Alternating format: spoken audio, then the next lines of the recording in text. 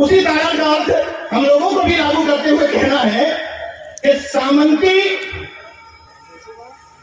मनुवादी और चुटियाधारी ये सब ताड़न के अधिकारी। ताड़न का अर्थ क्या है? यहां से शपथ लेकर के जाइए कि उन नफरतवादियों को पश्चिम उत्तर प्रदेश से उखाड़ फेंकेंगे। इतना तो कम से कम कर सकते हैं। हम पार्टियां क्या नहीं करते, लेकिन यह तो तय कर सकते हैं कि संसद में जाने वाला व्यक्ति अम्बेडकरवादी होगा, संसद में पहुंचने वाला व्यक्ति संविधानवादी होगा। मैं उनसे कहने नहीं आ रहा जो पाखंडी है, उनसे हमें कोई दिक्कत नहीं, लेकिन तो ये कह रहे हैं कि हम पाखंडी नहीं है, वो तो कम से कम हाथों से आइडेंटिटी कार्ड काट दो। तो कह रहे हैं कि हम नहीं है। मैं किसी के खिलाफ नहीं बोल रहा हूं, तुम खुद कहने आ रहे हो कि हम बहुजन है, क्योंकि देश को बनाने में, इस समाज को बनाने में सबका योगदान है। समझो भैया, तब समझोगे ये बात कि हमें बड़ा दिल करके बहुजन एकता बनानी है। बहुजन एकता के कार्यक्रमों में अगर जा रहे हो और तुम्हारी गाड़ी में 5 सीट में 5 तुम्हारी जाति के बैठे, तो तुम बहुजन एकता के दुश्मन हो। बस नफरत वाला, भ्रुक्ति तान करके दूसरे को चिढ़ाने वाला, सांप्रदायिक ताकत को बढ़ाने वाला जय श्री राम नहीं करे। इसमें तकलीफ कहां कि हम कह रहे हैं कि मैं ब्रह्मा विष्णु महेश कोई तो नहीं मानता। नहीं मानता तो नहीं मानता यार, जबरदस्ती बनवा लोगे क्या? ये तो हमारे व्यक्तिगत विषय है ना, ये तो हमारा निजी विषय है कि हम नहीं मानते। नहीं मानते तो नहीं मानते। मेरे जैसे व्यक्ति को आरएसएस ट्राई करती है और आप अपने घर के बगल के व्यक्ति को ट्राई नहीं मारते। अरे छोड़ो यार, उसको पाखंडी। ट्राई मारिए, ट्राई। जितने भी आपके आस पड़ोस लोग रह रहे हैं, बिना ये सोचे हुए कि फलाना तो ये है, ट्राई मारिए। मैं चुनौती दे रहा हूं कि जिन समाजों को आप पाखंडी कहते हैं, उन्हीं समाजों से मैं हजारों अम्बेडकरवादी तैयार कर सकता हूं। मेरा चैलेंज है।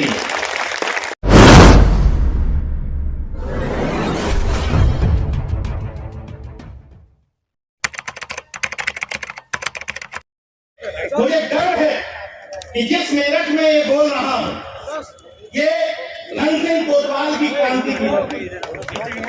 जिस मेरठ में मैं बोल रहा हूं, ये माता दीन भंगी की क्रांति की धरती।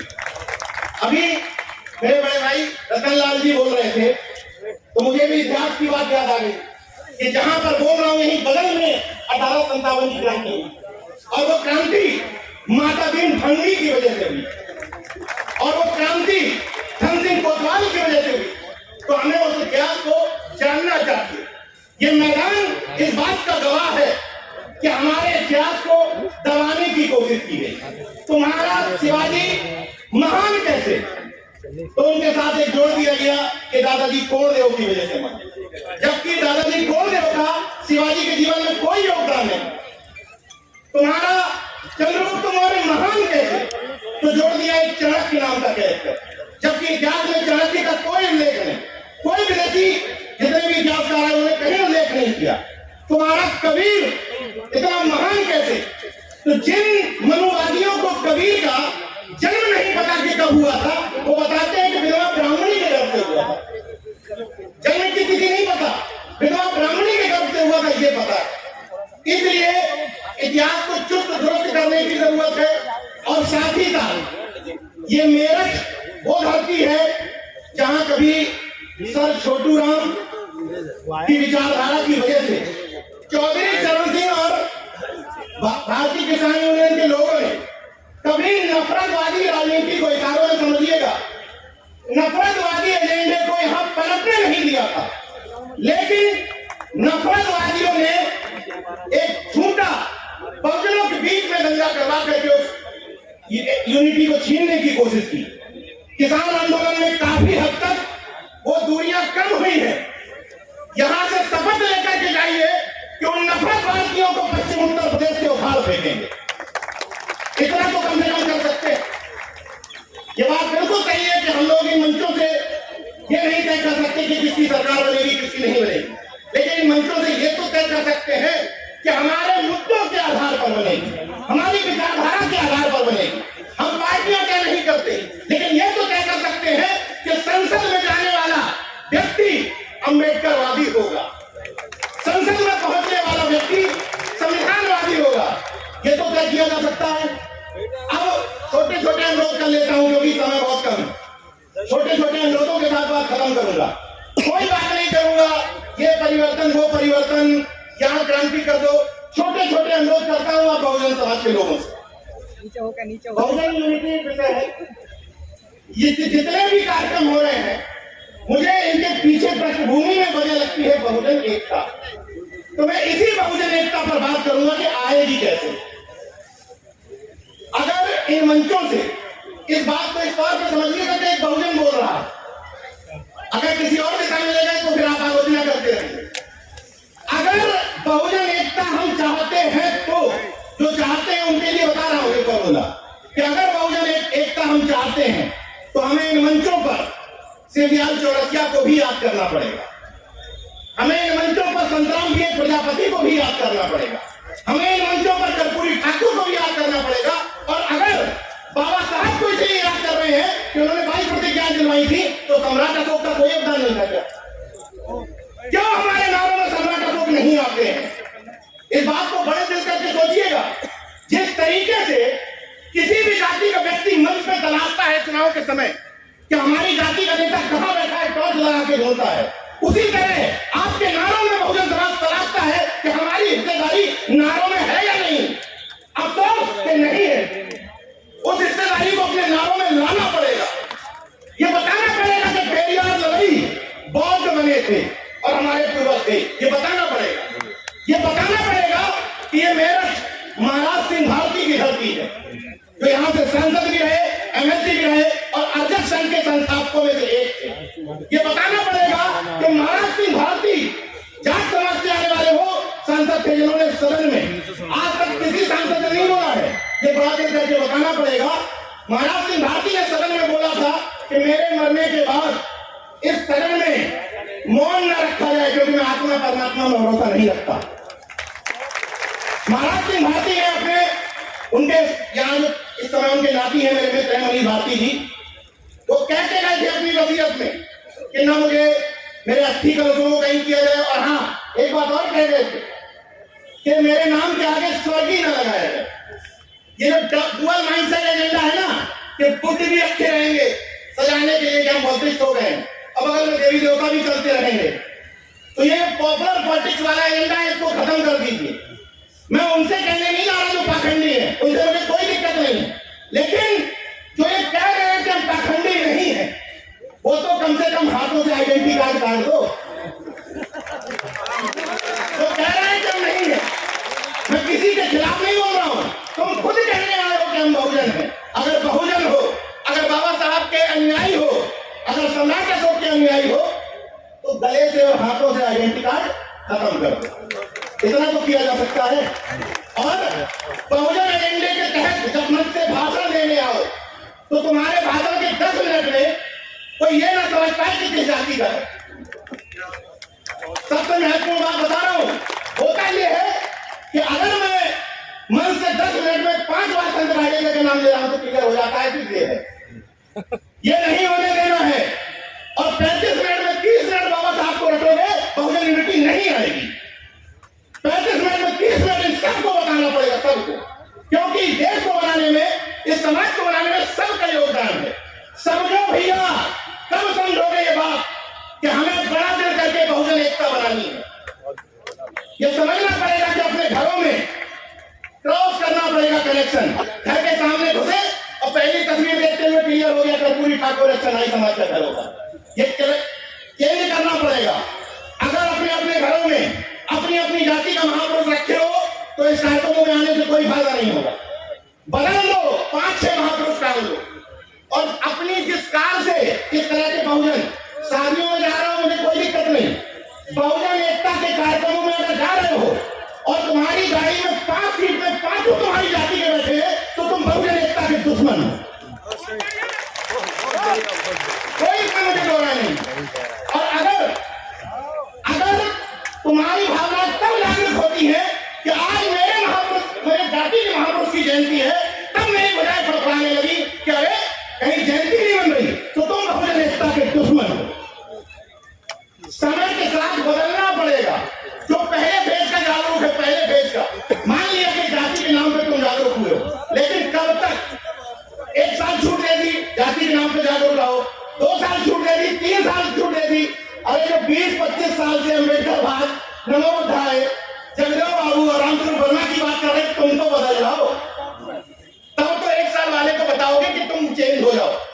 25 बताइए, ओबीसी तो मूर्ख था, तो जो होशियार थे, जो 30 साल पहले बाबा साहब को समझ रहे थे, वो खट्टी को ट्रांसफर क्यों नहीं कर पाए अम्बेडकर वाद? वो पासियों में ट्रांसफर क्यों नहीं कर पाए अम्बेडकर वाद? हमारी गलती, हम तो मूर्ख थे, हम तो कावड़ हो रहे। महत्वपूर्ण सवाल है ये। इसलिए मेरे जैसे व्यक्ति को भी आरएसएस ट्राई करती है, मेरे जैसे व्यक्ति को जो सब कुछ स्पष्ट है, केवल गूगल पे नाम डालिए नीरज भाई पटेल, सब कुछ स्पष्ट हो जाएगा कि क्या हो। मेरे जैसे व्यक्ति को आरएसएस ट्राई करती है, और आप अपने घर के बगल के व्यक्ति को ट्राई नहीं मारते। अरे छोड़ो यार, उसको पाखंडी। ट्राई मारिए, ट्राई। जितने भी आपके आस पड़ोस लोग रह रहे हैं, बिना ये सोचे हुए कि फलाना तो ये है, ट्राई मारिए। मैं चुनौती दे रहा हूं कि जिन समाजों को आप पाखंडी कहते हैं, उन्हीं समाजों से मैं हजारों अम्बेडकरवादी तैयार कर सकता हूं, मेरा चैलेंज है। और ये कार्यक्रम इस बात का गवाह, इस सूखी धरती पर ये क्रांति की धरती हुआ करती थी, लेकिन अब ये कहा जाने लगा था कि पश्चिम उत्तर प्रदेश में लोगों के पेट भरे हुए हैं, जमीनें काफी ठीक ठाक हैं, दिल्ली से सटा हुआ है, तो यहाँ के लोग बहुजन मूवमेंट नहीं समझते। सोचिए कि एक व्यक्ति अभी कुछ दिन पहले लखनऊ में कार्यक्रम करने के बाद 3 महीने से यही डेरा डाल दिया, तो भलते सुमित करते जैसा एक व्यक्ति सीमित संसाधनों के साथ इतना बड़ा आयोजन कर सकता है, तो आप तो यही के हो, आप क्या नहीं कर सकते? तो भंते जी को अगली बार, अभी आप दूसरे जगह का व्यक्ति आपको बुलाया, आइए हम कार्यक्रम करेंगे आपके पूर्वजों का। अगली बार आप कार्यक्रम करिएगा और इनको बुलाइए कि आइए हम कार्यक्रम कर रहे हैं और आपको हिम्मत करेगा, तब इन कार्यक्रमों की सार्थकता होगी। और एक अंतिम बात के साथ बात खत्म कर दूंगा, क्योंकि बहुत सीनियर लोग बैठे हुए हैं। एक और समस्या है सामाजिक संगठनों के साथ, हम भी हैं। मेरा अनुरोध ये है कि जितने भी सामाजिक संगठन के पुरोधा हैं, वो ये सोचे कि हम भी हैं। बहुत सारे लोग देश में अच्छा काम कर रहे हैं, बहुत सारे लोग, बहुत लोग मंच पर अच्छे वक्ता हैं, बहुत सारे लोगों के पास अपनी अपनी फिलॉसफी है। उस फिलॉसफी में हम भी एक हैं। कोई मृत्यु भोज पे काम कर रहा है, ओके, वेरी गुड। कोई सामाजिक परिवर्तन के काम कर रहा है, कोई बुद्धिज्म पे काम कर रहा है, कोई अम्बेडकर बात पे काम कर रहा है, कोई अर्जक बात पे काम कर रहा है। हमें एक बात समझनी है कि जब सामंती और मनुवादी आपस में खूब लड़ते हैं, लेकिन जब उनको आपके अधिकार छीनने होते हैं बहुजनों के और ओबीसी एससी के, तब एक हो जाते हैं। तो मैं आपसे अनुरोध करने आया हूं कि आपस में खूब झगड़ा कर लो, नाली का, खंजा का, सब खूब झगड़ा कर लो, लेकिन जब मन सजा हो जातिवाद जनगणना को लेकर, जब मन सजा हो प्रमोशन में रिजर्वेशन को लेकर, जब मन सजा हो स्कूलों के लिए, विद्यालय के लिए, आरक्षण के लिए, तो भले ही तुम्हारा विरोधी कार्यक्रम कर रहा हो, चुपचाप जाकर के बैठ जाओ।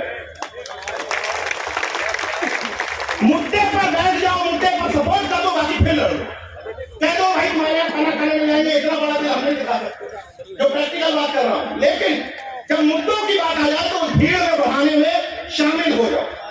और सामने वाला कहे भाई जय मूल्यवासी, कोई तकलीफ नहीं, जय मूल्यवासी, नमो बुद्धाय, नमो बुद्धाय, जय भीम, जय भीम, जय फातिमा, जय फातिमा। क्या दिक्कत है कि सामने वाला क्या कर रहा है? कोई जरूरी है कि हमारा संगठन, हमारा बैनर, हमारा नारा तभी देश बाबा साहब का या बुद्धिस्ट देश बनेगा? एजेंडा ये होना चाहिए कि तुम कुछ भी सामने से बोलोगे जो हमारी बहुजन एकता में शरीक होगा, हम वो एक तरफ से बोल देंगे। बस नफरत वाला, भ्रुक्ति तान करके दूसरे को चिढ़ाने वाला, सांप्रदायिक ताकत को बढ़ाने वाला जय श्री राम नहीं करें। इतना तो तय करना पड़ेगा कि हम इस तरफ हैं और इस तरफ नहीं। और इसीलिए राजेंद्र पाल गौतम जी जिस मंच पर हैं, उस मंच पर बगली में बैठे हैं, तो वहां से थोड़ी सी एनर्जी इस तरफ को आ रही थी। तो एक चीज याद आ गई, जैसे 22 प्रतिज्ञाओं की बात हुई, तो मैं सिंपल शब्दों में पूछना चाहता हूं कि भारत का संविधान धर्मनिरपेक्षता की बात करता है। उसका मतलब यह है कि किसी को शिवलिंग में भरोसा है, तुम्हारी इच्छा, कोई दिक्कत नहीं हमें। किसी को मस्जिद में भरोसा है, किसी को क्रिश्चियनिटी में भरोसा है, कोई दिक्कत नहीं। किसी को बुद्धिज्म में भरोसा है, वही भारत का संविधान हमारे जैसे लोगों को ये इजाजत देता है कि इसमें तकलीफ कहाँ है कि हम कह रहे हैं कि मैं ब्रह्मा विष्णु महेश को ही तो नहीं मानता तो नहीं मानता यार, जबरदस्ती बनवा लोगे क्या? ये तो हमारे व्यक्तिगत विषय है ना, ये तो हमारा निजी विषय है कि हम नहीं मानते तो नहीं मानते। उसी तरीके से अभी एक आया कि वो तारण का शब्द बदल दिया, गलत कर रहा हूं, तो हम सब लोगों को उसी तारण का अर्थ जो उन्होंने बताया है, उसी तारण का अर्थ हम लोगों को भी लागू करते हुए कहना है कि सामंती,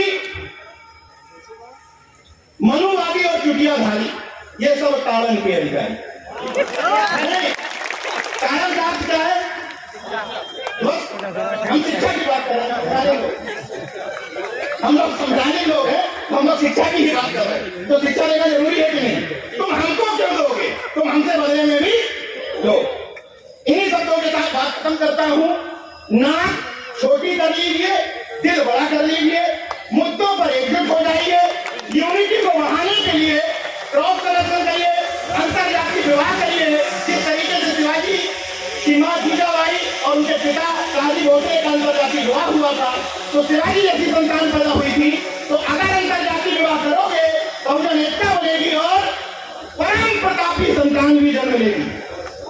अपनी अंतिम शब्दों के साथ बात खत्म करूंगा। बंते जी के शब्द चुराते हुए उनके मुंह से बोल देता, अपने मुंह से बोल रहा हूं उनके शब्द कि अभी तो परिंदे शुमार करना है, फिर हम बताएंगे कि किस पे वार करना है।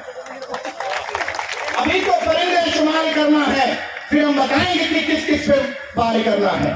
बड़ा गुरूर है सामंतियों तुझे, मगर हम बुद्धिवादियों को भी दिल है कि दरिया को पार करना। जय विज्ञान, जय संविधान, नमो बुद्धाय, जय भीम, जय अर्जन, इनकलाब जिंदाबाद, जिंदाबाद।